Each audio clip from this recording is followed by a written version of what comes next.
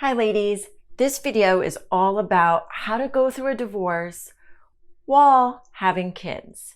And we all know that it's always such a mental challenge to be able to come to terms with the concept of, am I really going to have this divorce while I am still a mother of these young children or these teenage children?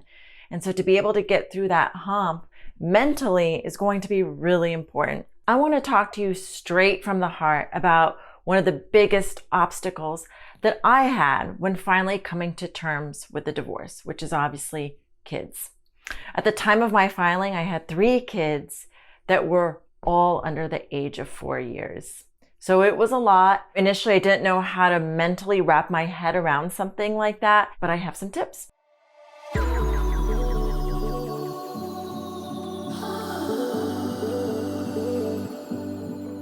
I also want to address the idea that there are some women that will wait it out until the kids go to college in order to file for the divorce, thinking that they're better off in terms of getting their family unit through these critical years of the kids' lives. And then once they go to college, then they can finally call it quits and then they can start their own independent personal lives after the kids get out of the house. So that thought came to me. It came to me in that, hey, should I also wait it out and wait, another 14, 15 years until my kids became ready for college? I just couldn't do it.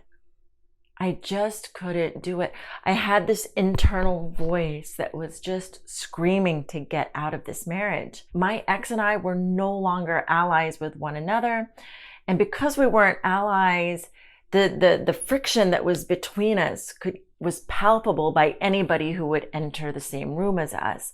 And I could even see that while my kids were young at the time, that it started to impact them.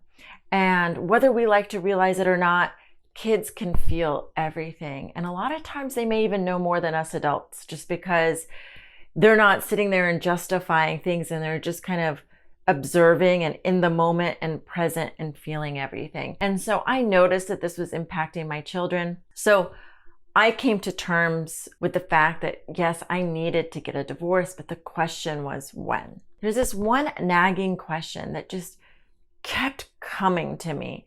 And mind you, I've been thinking about this divorce for months and months prior to when I actually filed for it. And it was the concept of, would I be creating a broken home for my children? And I couldn't shake it off. I couldn't shake this off. The thought of it, of creating a broken home, was extremely hard for me to come to terms with. I didn't want to psychologically impact my kids in any way. So here are some thoughts that actually came to my head and some of the questions that came to my mind in terms of whether to divorce now with young kids or to wait it out until they got into college. 1, would my kids feel a void without a consistent father figure around them? 2, would I be scarring my children? 3, would my children feel different from other kids that had a typical nuclear family? 4, would my children hate me for leaving their father? Would my children feel unstable having to shuffle from one home to another? And how would this impact the overall mental health of my children? So these were all the thoughts that were just kind of slushing over in my mind. And it was just, it just felt like a whirlwind in my mind. I knew that in my heart that this was not right for me to stay in. But, for me, my mindset is that my children always come first. And so the question is, am I willing to really kind of sacrifice my internal well-being and my happiness, with my ex because of these thoughts that were running through my mind? And so I remember discussing this topic with my therapist quite a bit until she finally stopped me in my tracks and laid this piece of gem of an advice.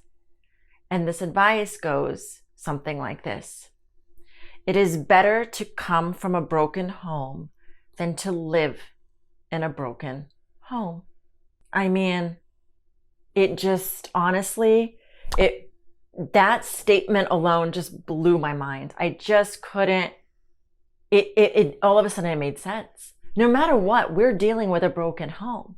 No matter what, the kids are feeling the brokenness Is it better for the children to live through it and to experience this pain of two adults that clearly are not on the same page and are no longer allies?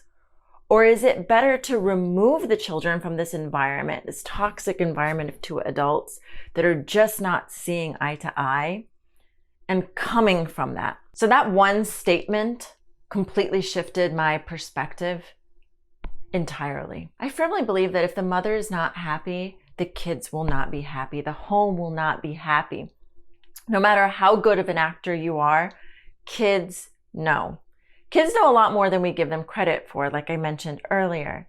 And so kids really do deserve to see a happy mother, a happy example of a loving relationship. And if your marriage is not a display of a healthy marriage, then this is getting transferred over to your kids, and they're using y'all as an example of what a marriage should look like or what a relationship should look like. And so, is this something that you want your kids to learn? Is this something that you want your kids to replicate in their future relationships? And unfortunately, many women do take on the role of a sacrificial lamb for their children.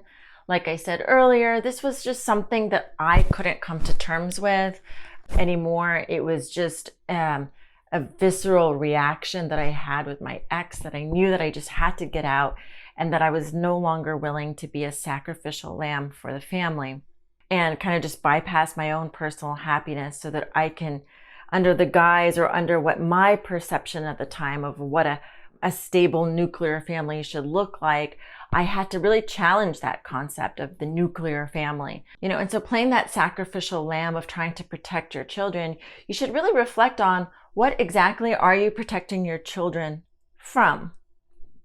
So here are 3 new ways to think about divorcing with children without being a sacrificial lamb. Number 1, are you currently living in a home that is in fact broken beyond repair? Do you believe that your children are learning unhealthy behaviors and experiencing trauma-inducing moments due to your marriage? 2, do you believe that you yourself can create a peaceful and loving home environment for your children on your own without your ex? And number 3, something to think about. Are you wanting to save your life and potentially go into the unknown, and that's not easy, we all know that, and see what is in store for you on your own? So these 3 thoughts are just meant to get you to calibrate your perspective and your desires, and even to also reframe your mind in terms of what is a broken home. And like I said, that statement that rocked my world from my therapist was, it is better to come from a broken home than to live in a broken home. I hope you found this video helpful. Like the video below, and please subscribe to my channel, House of Women, so that you can get all future updates of new videos that I create. Thank you so much.